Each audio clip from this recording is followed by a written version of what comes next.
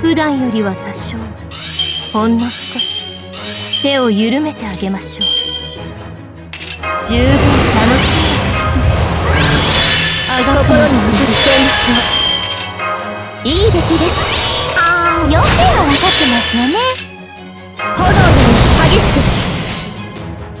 異論はありません。話してる場合外します。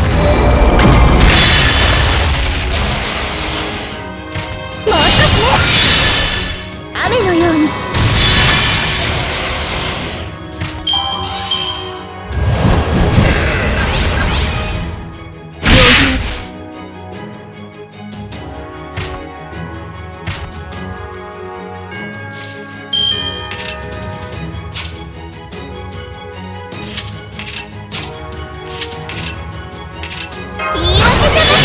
原稿ください。今は失われた遠い夢を聞き届けましょう。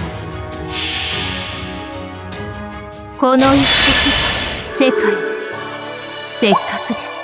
楽しみなさい。体は魂は人と末子の夢にしての状態でし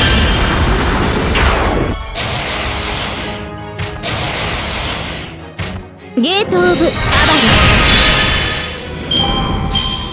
普段は当然すぎて何も感じませんが、喝采も悪くはありませんね。